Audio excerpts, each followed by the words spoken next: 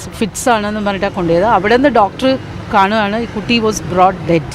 ആ കുട്ടീനെ കൊണ്ടുവരുമ്പോൾ തന്നെ ആ കുട്ടി മരിച്ചിട്ടുണ്ടായിരുന്നു. പിന്നെ അവർ ഉടനെ മെഡിക്കൽ കോളേജ് ഹോസ്പിറ്റലിലേക്ക് കൊണ്ടുപോയി. അവിടെ നിന്നും കാണുന്നത് തല തൊട്ട് താഴെ വരെ ഇനി ഒരു ഭാഗമില്ല ആ കുട്ടിയുടെ ഇഞ്ചുറീസ് ഇല്ലാത്തത്. അങ്ങനെ ഇഞ്ചുറീസ് കണ്ട് ആ കുട്ടീനെ കൊണ്ടുവന്നത് തന്നെ മരിച്ചിട്ടാണെന്ന് കാണുന്നു. പിന്നെ പോസ്റ്റ്മോർട്ടത്തിലാണ് റിവീൽഡ് ആവുന്നത് എത്രത്തോളം ആ കുട്ടി ആ വീടിനകത്ത് സഫർ ചെയ്തിരുന്നു എന്നുള്ളത്. ഈ പ്രതികളാണെങ്കിൽ ദേ മേഡ് ഷുവർ ദാറ്റ് ആർക്കും അവിടെ ആക്സസ് ഇല്ലാത്ത രീതിയിലാണ് ആ വീടും ഉണ്ടായിരുന്നത്. 6 വയസ്സ് കഷ്ടി 6 വയസ്സുള്ളൊരു കുട്ടിക്കാണ് ഈ ക്രൂരപീഡനം സ്വന്തം അച്ഛൻ്റെയും സ്റ്റെപ്പ് മദറുടെ അടുത്തുനിന്നും ഏൽക്കേണ്ടി വന്നത്.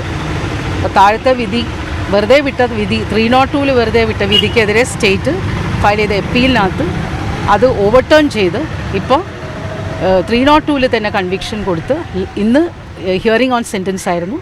അവരെ പ്രൊഡ്യൂസ് ചെയ്തു. സർക്കാർ മാക്സിമം പണിഷ്മെൻറ്റ് ക്യാപിറ്റൽ പണിഷ്മെൻറ്റ് കൊടുക്കാൻ തന്നെ ഉള്ള സാഹചര്യമുണ്ട് എന്നും കോടതിയിൽ വാദിച്ചു.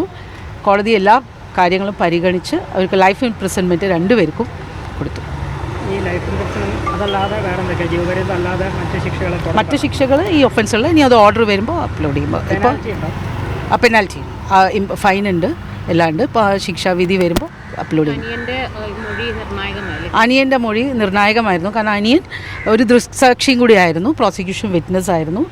ആ കൊച്ചും ഈ കുട്ടിയെ ചെയ്യുന്നതൊക്കെ കണ്ടതായിട്ടുള്ള മൊഴിയും ഈ പ്രോസിക്യൂഷൻ കേസിനകത്ത് വന്നിട്ടുമുണ്ട്. പല ഇൻസ്റ്റൻസായിട്ട് ഈ ചെറിയ കുട്ടി അനുഭവിക്കേണ്ടി വന്നിരിക്കുന്ന ക്രൂരമായ പീഡനങ്ങൾ അത് ആ പോസ്റ്റ്മോർട്ടം സർട്ടിഫിക്കറ്റ് മാത്രം നോക്കിയാൽ അറിയാൻ പറ്റും. ഒരു തിളച്ച വെള്ളം ഒഴിക്കുക, കുട്ടിയുടെ പ്രൈവറ്റ് പാർട്സ് പട്ടിണിക്കിടുക, ടയേഴ്സം ജോബ്, ഇതൊക്കെയായിരുന്നു ചാർജ് പ്രോസിക്യൂഷൻ കേസ്. അതൊക്കെ നമുക്ക് കോടതിയിൽ പ്രൊഡ്യൂസ് ചെയ്യാൻ പറ്റി, തെളിവ് ഹാജരാക്കാൻ പറ്റി.